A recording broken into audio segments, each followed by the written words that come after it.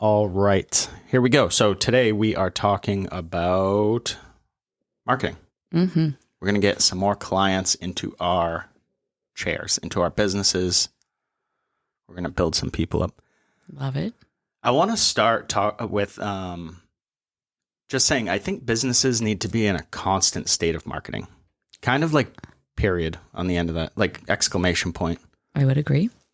I feel like, and I don't care if you do this, but I feel like I still see a lot of, not that we've been doing this podcast for all that long, but I started really paying attention to what was going on in the hair industry right before like we started doing the podcast, just so you can get a pulse on what people are thinking. Mm-hmm. And I still see a ton of like books closed, not taking new clients. And it just confuses me because even if you don't have time to like put people off of reaching out to you, right, is like the opposite. Even if you don't have time, like I know, for example, you mostly don't have time for new clients unless they're willing to wait. Correct. But you will have the conversation and tell them like, hey, if you're willing to wait, I'd love to take you. Yep. I'll even book consultations and go through all that. Yes. So I just think like first, like pro tip is just always be in that mindset, especially because if you... Well, you should be approachable, and that is not approachable. So. Yeah. Oh, facts there for sure. Yeah. I also think though, if you don't use it, you lose it. So if you fall behind on marketing because you're like, I don't need to market, but then you try to jump back in like right. in 2 years or whatever, things have changed. The world's changed. Right. Even since we've started this show, we've gone through different marketing strategies. We've adjusted things and changed things and made major changes. Yeah, it's constantly evolving. Has to be.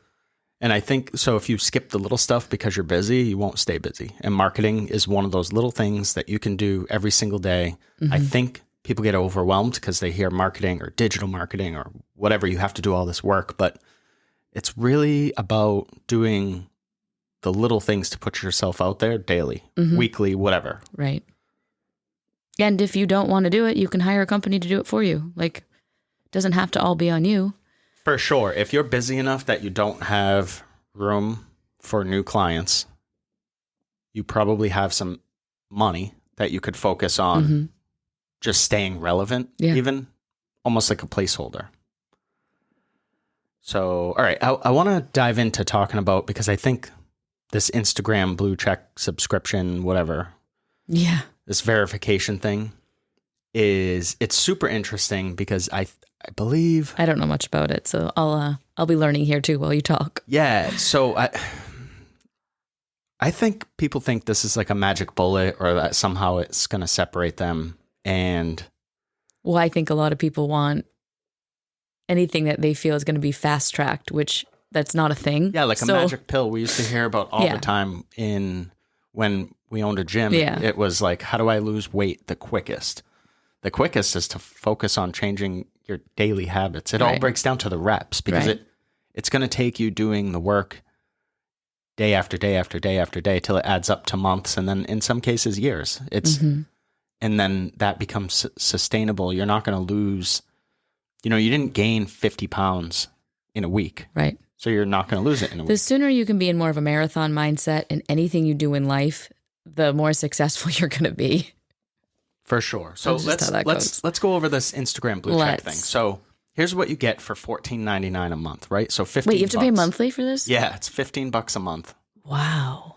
And here's what you get. So I'm going to run through what you get, and then we'll come back and we'll talk about the thoughts. So you get a badge. You get a little blue check mark next to your name. Cute. You get increased reach, asterisk. We'll come back to that. Okay. You get direct support. So you can reach out to Instagram if you need help. Okay. You get protection from impersonation and malicious activity. And you get, sorry, I gave away how I feel about this last one, but you get exclusive stickers for your stories. So you get like special stickers, I guess.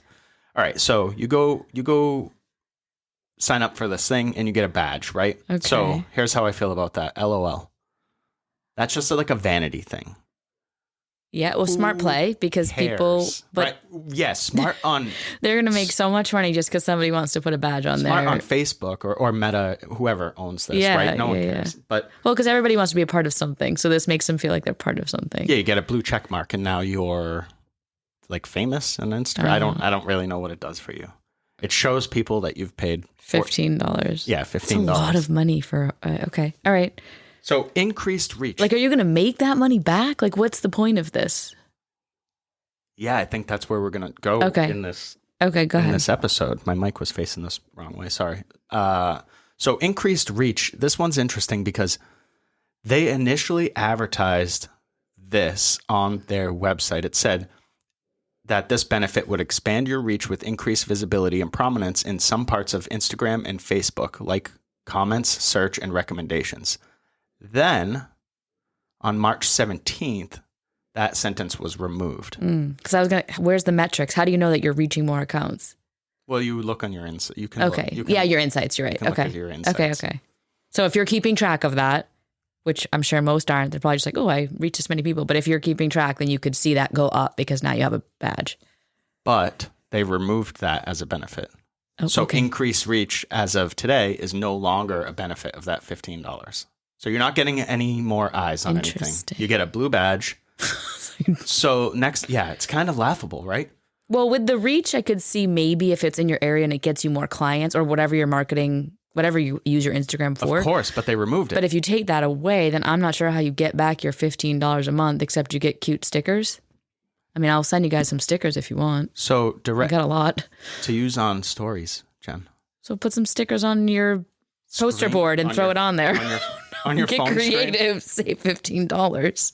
Sorry, I'm Jen. Well, all right. Hello Hair Pro. We'll give you stickers for $3 a month. I got some pins. I'll send you one. Reach out. All right. So direct support. I've heard, read, and watched some videos about this feature, and it's not really as advertised. It's not as good as you would think. You're still not. I don't even know who you're directly going to actually get support from. Facebook's tech people, Jen. Sure. That's what you pay for. If you can reach them. But I know people that have paid at least tens of thousands, if not more, actually, now that I think of it, maybe in the hundreds of thousands of dollars on like Facebook messaging, Facebook ads. Mm-hmm. And why wouldn't they get direct support? Right. So it seems kind of weird. Anyways, this one's interesting. So protection from impersonation. I guess that could be useful if you have people trying to impersonate you. Mm-hmm. So if you're out there, you're like us, right? You've got a small following, nothing huge. Is anyone trying to impersonate you? No. A lot of the people at 10,000, 20,000 followers, right? Are people trying to impersonate them? Probably not. So maybe if your Instagram is making you money, right? What are the Instagram influencers? Maybe if you're an influencer, right? This might make sense for you because would it give you some protection if somebody stole your account?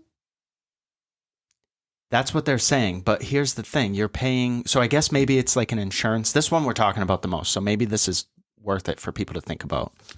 But the protection from impersonation, even if you have tens or even 100,000 followers, say, in the hair world, does anybody outside of the hair world know who you are?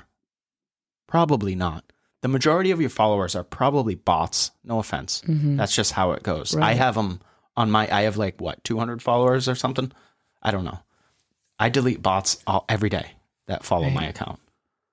I could let them stack up, I guess, and have a bigger following, but I don't really care about the vanity side of Instagram. So I just sort of ignore it. I don't know if you need protection unless somebody is impersonating you on a normal basis. So what I mean, unless you're, I think, an influencer that maybe makes money off of that account, then I don't see. Yeah, like an actual influencer, not in the hair industry. No, yeah, like it just. Like if you're an influencer that makes, your income is based off of Instagram, yes. Yeah, this makes sense for you because $15 a month is nothing. And it hopefully does get you. Right. If something happens to your account, you $15 a month get support. Isn't nothing when you add it up. And we'll get into that in a second. So the last thing was the exclusive stickers, laugh out loud. What does that do for you?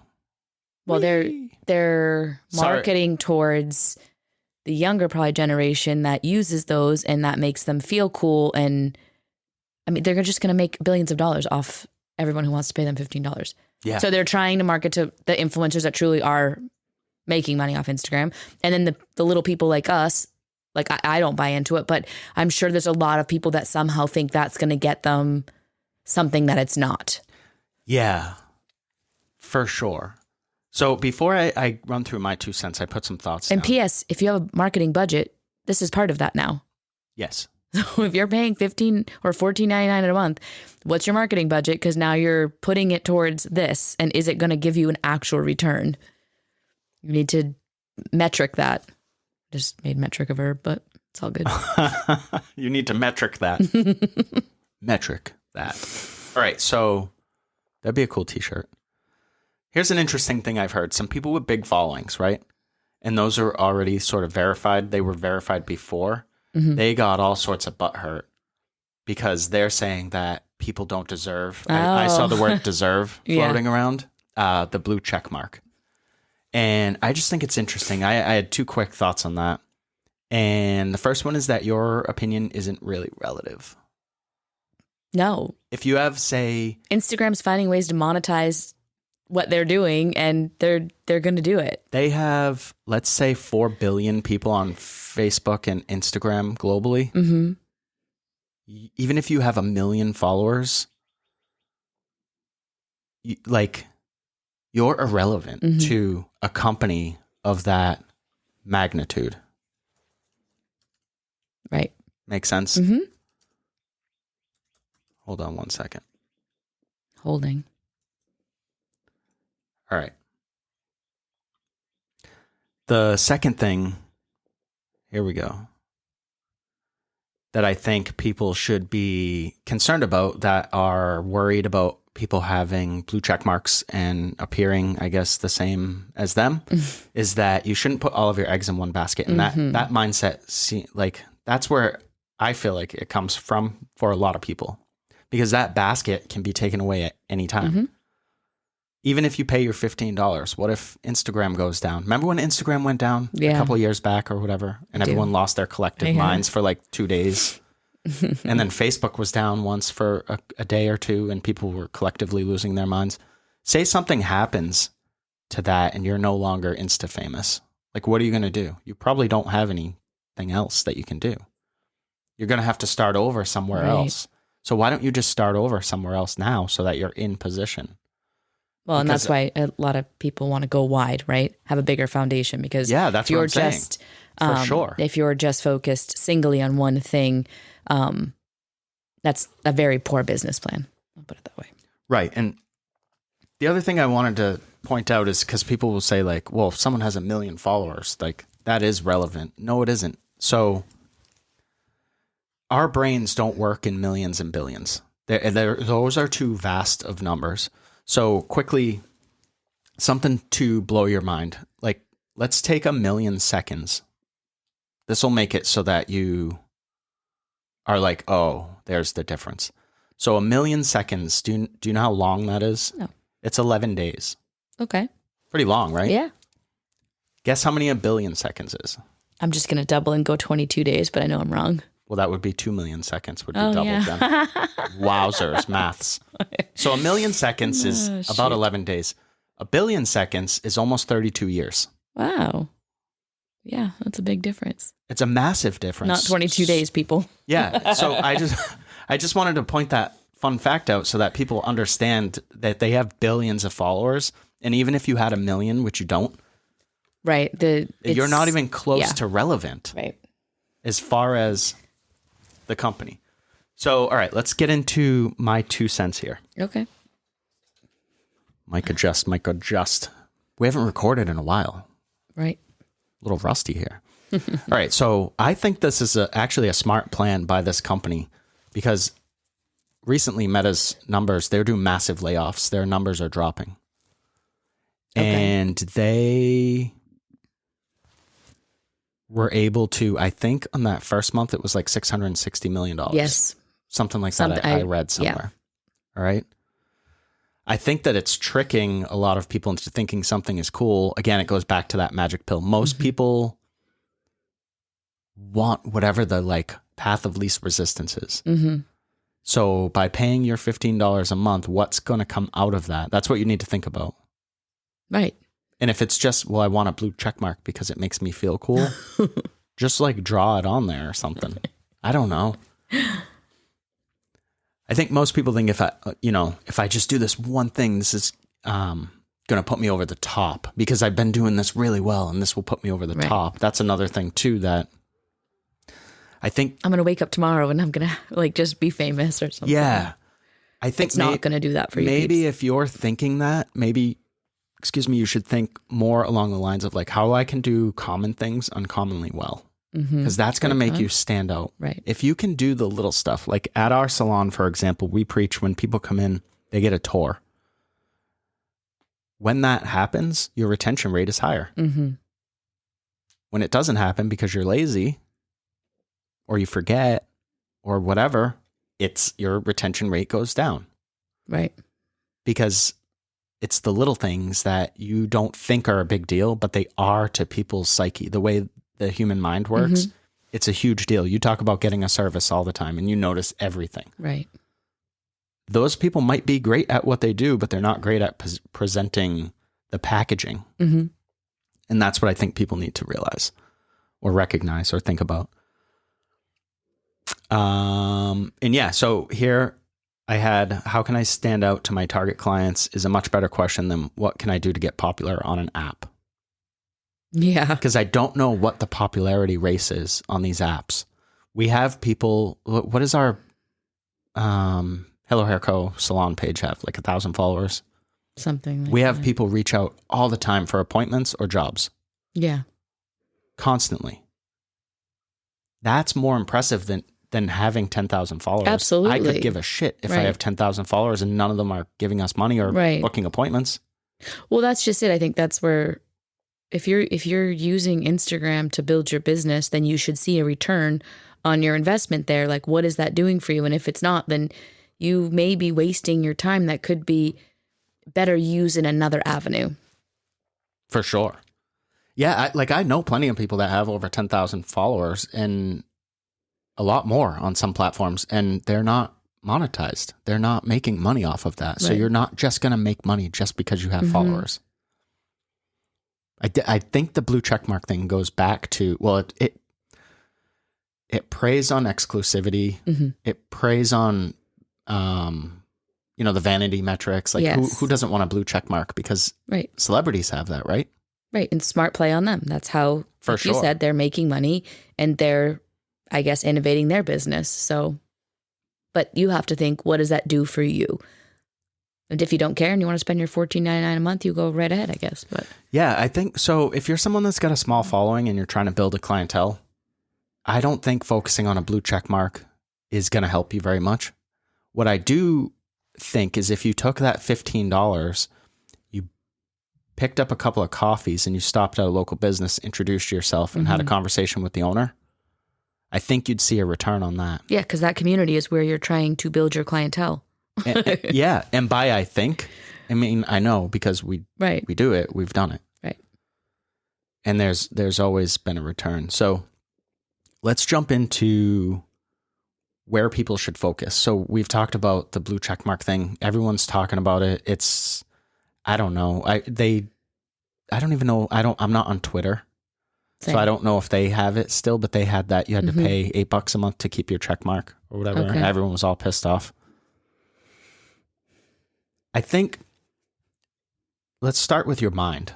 Let's start inside. What should you be doing? You should be asking the right questions, not the wrong questions. And that is going to be different for everyone. Right. For some people, it's going to be, how do I attract more clients? For some people, it might be, how do I grow this page? Because your focus is on whatever you're doing with the page or whatever. So you have to decide what you want to do. So in terms of, let's relate it to being a hair pro. So in terms of that, what services do you want to offer? What services do you want to highlight? And it's okay to do a bunch at first. If you're growing a clientele, it's awesome. Experiment with stuff. Find out what you enjoy most. I don't know how long, maybe you can shine a little light on it, but how long should somebody play around? 6 months, a year? Doing like everything, doing kids cuts, doing chemical service, doing coloring, doing cutting. I think it would depend on, again, what's your end goal. But if you're trying to build I mean, at least probably a year, I would take it all in because you want to service a good amount of people to get your work out there, to build those relationships, to get them referring people to you. Yeah, and I think that could take longer. It just depends, I think. Sorry to cut you off. I think that's important too, because we talked about that. If you don't use it, you lose it sort of thing. Right. So if you're not doing the color, we got to pause. And we're back. So little break there. I think we was talking about the use it or lose it mentality. Mm-hmm. So I think in that first year, or even maybe longer for people, first few years, it's probably a good idea to do a whole bunch of or a little bit of a whole bunch of different things, because how do you really know if you haven't put in the time doing it? Right. So if you are someone that's like, I love doing kids cuts, say that, like, just like fills your cup, you're stoked when kids come in, but how often are you seeing them? So if you're only getting a couple a month, it's not going to accumulate as fast as something like, you know, a color or root retouch up or whatever. Or a variety of things, right? Yes. Yeah. So then I think from there you could specialize or figure like. You should have a little bit of an idea though. Even in school, you have things that you're drawn to. So if you struggle with it, do a whole bunch of everything and figure it out, but definitely start to like focus at some point. Yes. All right. After that, you've got to figure out who you want to serve. Like, who are your peeps? That's your avatar. Like? That's your client avatar right there. So we talk a lot about building that out. Probably have a blog. I think I have a super simple blog post about this that I can link. I'll link it in the show notes. And then after, so you know what you want to do, you know who you want to serve, you've got to figure out where those people are. And this could be digital. So maybe they're on Instagram, maybe they're on Facebook, maybe they're on Twitter. I'm not sure. Or it can be in the actual real world. I know that one's going to throw people for a loop. You should be able to talk to people in the actual real world. And I've had people that I've heard say like, I'm just not good at talking to people. Okay, well, what are you going to do when they're in your chair? Right. So fix it. You're not good at talking to people. Why? Are you shy? Go on YouTube or go on the internet and find some drills, how to overcome it. I don't know. Figure it out. Don't just sit there and play to your weakness. That doesn't make sense. Or part of, when you link that blog, when you're trying to find like, oh, what is my ideal client? It's going to probably be someone that has things in common with you, so that talking with them is that much easier because you just talk about things you both have in common. Right. So once you figured that stuff out, did my mic go up or just my headphones? Anyways, you're going to have to figure out how you're going to make them aware of your existence. Right. This is a big one. How are you going to stand out? What's going to make you different? Mm-hmm. I challenge you to go scroll on Instagram. Don't pause. Just open up your feed and scroll. You're going to see the same thing. Back of the head, back of the head, back of the head, back of the head. Does any of that stand out to you? Put aside your interests. So if you like really choppy, short haircuts and you start seeing those, don't pause on those. That's you looking at stuff that you like. I'm talking about what's different, what's really different, what stands out. And start to get ideas from that. So that's I personally like to see the people. If it's your Instagram, I want to see your face on it. Like, It's always interesting when I see all the clients that you do or whatever it is you're selling. But who are you? Where's your face? Like, who's the person behind all this? Mean, yeah. You mean the hair pro's face? Yeah, the actual hair pro. I thought you were talking about the client's face. No, both that too. But I want to see more of the hair pro. Like, even if it's just hey, like, what do you look like? Like, what? Yeah, just more of you. That would be something that would stand out, right? Yeah, because you don't see that often at all. No. And it's okay. You don't have to have your face on there constantly. You can put personality into your stories. You can do voiceover stuff. You could do little tours where you point your phone away from you, not even at you. I agree that it's important to get on there sometimes, but for people that are like, I'm too shy, again, you're playing to your weakness. Don't do that. Eliminate your weaknesses, make them strengths, but start standing out. Right. So if you're not comfortable with your face being on camera all the time, great. How about your voice? Right. If you're not comfortable with that, how about writing? Use your words. Like, figure out something to get going, and then you can refine it as you become more comfortable. Absolutely. But by simply just doing what doesn't work already, it's not going to start working one day. Right. I think too in this industry, if we're talking to hair pros, we are.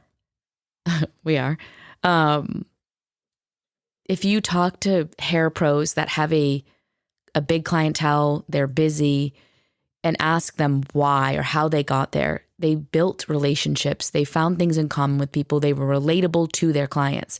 So by putting your face out there and kind of talking about things about yourself, the clients now see your work, but now they hopefully feel relatable to you or they want to meet you. So they want to get their hair done with you because they feel like they've met you through Instagram and now they want to meet you in person.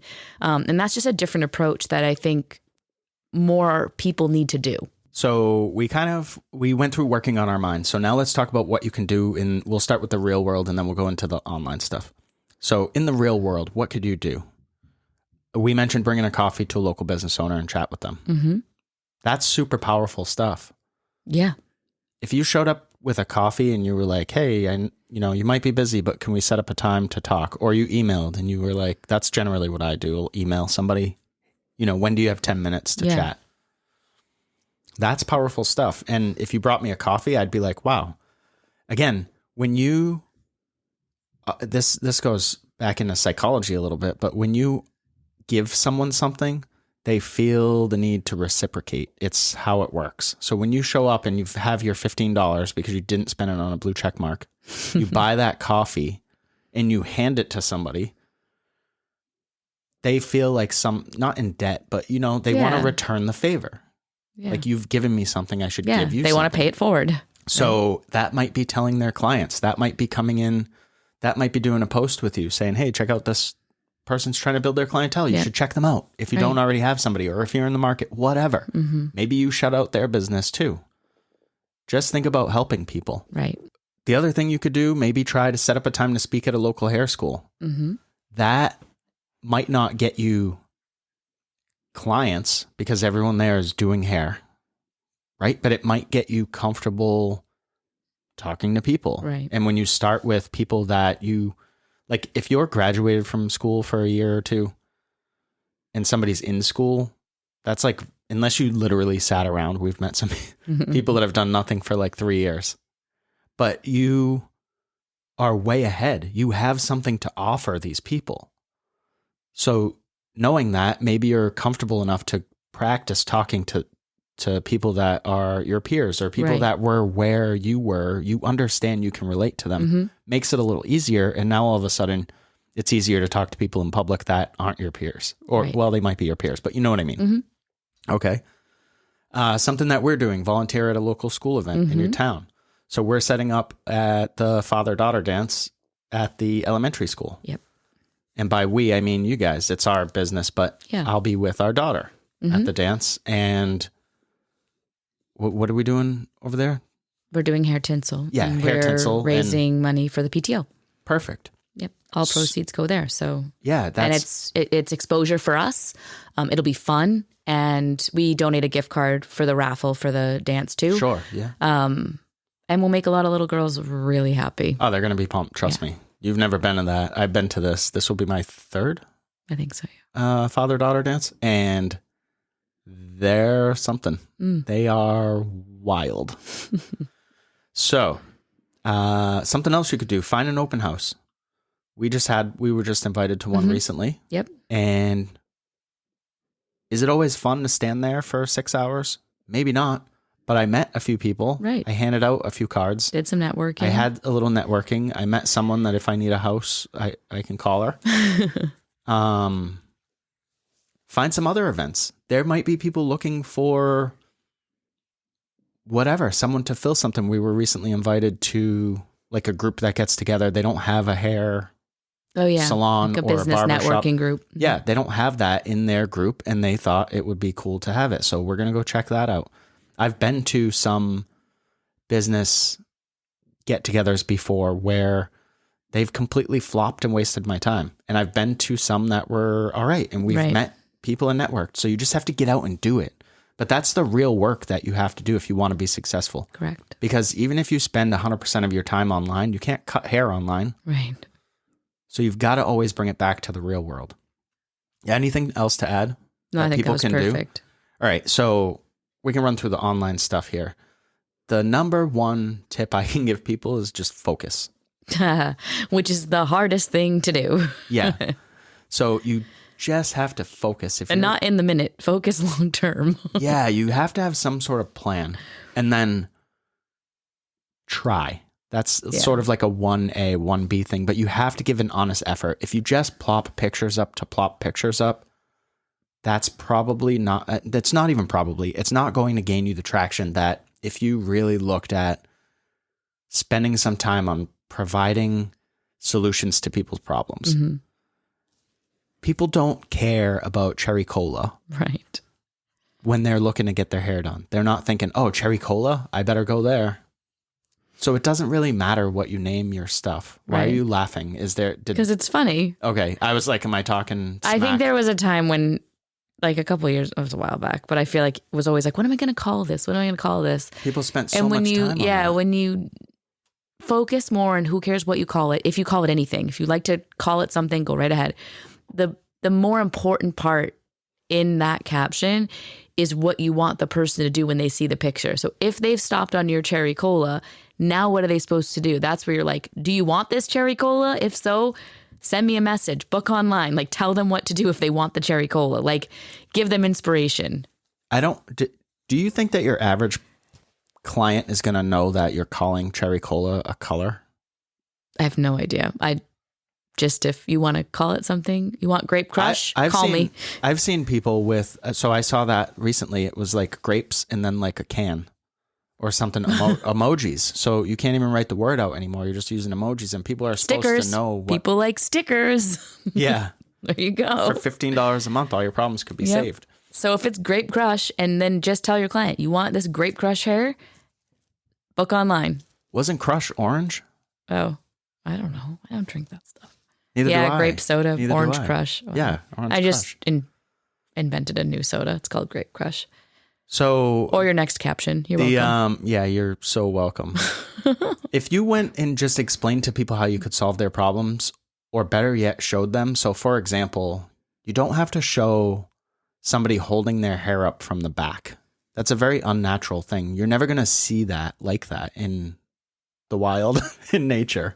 So when you hold the hair up from the back, that's cool. You're thinking about yourself though in that situation, and you're putting your work out to show off your work, which I get is the point. But also, if you focus on the client, so show the person's face smiling or laughing or joking with you, and that's going to connect with people. They're going to go, hey, that person seems really happy. I want to be really happy. The goal really in this case is to get someone to stop scrolling and then tell them what to do when they've stopped. If you're lucky enough to get someone to stop scrolling on your picture. Right. So something else that's important is you've got to focus on where your potential clients are and not where you want them to be. Mm-hmm. And that's important online as well. So for example, we talk about this a lot. If your peeps are on Facebook, but you're only posting on Instagram, you're not going to experience as much success. I don't like Facebook, but a lot of our clients come from it. Yeah. So we post it is what it is. And we don't even post heavy, but if that's where your people are, that's where you should be. We do get a lot of traction from Instagram, and it's just easier for my brain to wrap around, and I'm the one that does it. So we focus on that. But if nobody was on Instagram, we wouldn't focus on it at all. Right. It would be a waste of time. Right. I do not need validation from other hair pros. Right. I do not care what you think of me. I want people to like me. Right. I'm not a jerk. Right. I want to meet people. I want to make friends. I want to have other interesting people that I can talk to about things. But it's not like that important to have validation. Right. For me. Well, we use our marketing in a different way where we spend our money. So correct. It's not on a verification. Another thing online you should be doing is being clear. Mm-hmm. You have to be direct. It shouldn't be DM or call or text or email, or if it's this day, do this, or I'm in the salon this day, so Too many options. Call. Yes. Have you ever been to, what's that place I don't like? The Cheesecake Factory? Oh, yeah. The menu's so ginormous. The menu, the last time and the first time I think I've ever been there, maybe I was there twice. The menu was so overwhelming. I'm like, what are you trying to accomplish here? You're just making as many dishes as you can with the ingredients you have. Like, nothing is clear. Like, what are your specialties? How do you have specialties when you have 200 items? It's very hard. So you have to be clear. If you hand people a menu with 5 things on it, it's a lot easier for them to decide and be happy with their decision, because they're not comparing it. They're comparing it to maybe the other 4 things, not the other 500 things. I think a good point on that too is... make it. Go off. You spoke a little bit ago. In the beginning, you may be taking all types of clients. So maybe you don't want to do... we say kids or men's cuts because I think there are a lot of people that don't generally enjoy those. Barbers do. Yep, barbers do. So in the world I live in, that's usually the things that people don't enjoy doing. So in the cosmetology world, I guess. But so here's the thing. Behind the chair, you may be servicing all types of clients, doing all different services because you're trying to build. That doesn't mean that that has to relate to your social media, digital marketing plan. So what I'm saying here is, like, say you really like just doing blondes. Anytime you have a blonde in your chair, capture those pictures, and that might be all you put on your Instagram. You don't have to let the world know that you're taking all these clients.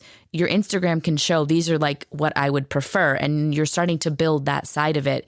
But behind the chair in the real world, you're taking all kinds of clients. So keep that in mind. Like your Instagram, if that's where you're building your clientele from, you're getting traffic, it can be specific to what you want to do, even though behind the chair you're doing everything. That makes sense? Yeah, spot on. I couldn't agree more. You don't have to post everything. Correct. You may be doing it all, but and then eventually you're going to be attracting just the things that you want to do. Yeah, we had somebody who had an awesome picture, but it was of a service that they didn't want to do, a color service or something. And I said, put it in black and white. Yeah, we talk about that too. Yeah. Put it in black and white. Just to get, it's a pretty picture. And, hide the parts that you don't want people to see. Right. That's what Instagram's all about. Everyone's out there photoshopping anyways. Who cares? Right. It's not, I'm not against photoshopping. I'm not against filters. I'm not against any of that stuff, because there's some artistic expression in there. Yeah. And that's what your camera doesn't creative. always capture everything, right? So people are constantly blurring background. Like, so is blurring background okay, but someone blurring their fade isn't? Right. If they don't know how to use a camera and they're not able to capture something, or they're not sure about lighting, still snap your pictures and then make it look like as best as you can. I wouldn't completely change. I wouldn't go and Photoshop like some avant-garde, like crazy haircut and be like, this is what I do. If it's not, because you're going to get called out real quick. Better be able to deliver. But if you correct the white balance on a photo so it doesn't look yellow, or if you do whatever, is that wrong? I know that was an old debate, but get over it. Yeah. This technology exists to use. Use it. Yeah. Make your shit stand out so that it stops people. We already talked about this, but stop trying to impress other hair pros. It does nothing for you. I'm not saying don't be liked. I'm not saying be a hermit. Right. I'm not saying live as a monk on the side of Mount Hair. I'm just saying focus on what you want to gain. If you're trying to build a clientele, you're trying to make money. Impressing the hairstylist in a state, like 4 states over, what does that do for you? Right. Nothing. Again, I'm not saying don't have relationships. I have relationships with people from other states that I chat with, but that's not my goal. Right. If your goal is to make money on or see a return on your investment, then it needs to be somewhat local, because unless people are traveling from all over, which can happen. Really, the last thing I have was just focus on being the best solution to people's problem. Yeah, that's spot on. And people being your target audience. So I think there's a mindset thing, right? All right, join us next week. I said that was it. I'm just kidding. So if you're so stuck on, I'm going to go back to Grape Crush because I kind of like it. All right. I think it goes back to what problems can you solve? So if you can post a picture and like hair extensions are an easy one. A lot of people want long hair and they can't grow their hair very long. So the problem you're solving in that picture is, do you wish you had long hair like yesterday? Well, my solution is I come and have a consult on hair extensions. Like somebody's going to stop on that. Like, I do want long hair and my hair will never grow. So you know what? I should just book that consult. And they need to see that post a few times. So keep posting it if that's the clientele you're trying to attract, meaning extensions. One and done's not going to be enough. No, it's got to be constant. Yeah. I think we can put together some some examples and we can run through some storytelling because that's basically what it comes down to. So when you think about this stuff, you think about who you want to help and what their problem is because you're the guide. You're guiding them along. And it's just like storytelling. So like Star Wars, for example, we're Star Wars fans. We're geeks. Luke wants to be a Jedi. Obi-Wan is his guide. He shows him how. That's you. You're the Obi-Wan. Stop trying to be the Luke. Right. Because you want to help people accomplish what they want to accomplish. And when you start thinking outside of that, instead of just getting likes for chicken parm or whatever you name your photo. Grape Crush. Putting one up this week. Caramel tea, balayage, chai, all this stuff, right? No one is really attracted to that. That's like a regular person. So if you want to impress other hair pros, do that stuff. Right. But if you want to build your clientele and make money. On this show, we're talking about how to build a business, how to build yourself as a business, as a personal brand, how to build an actual business, whatever. But that's the focus. Anything else? I feel like that's good. That was great. All right. We'll see you next week.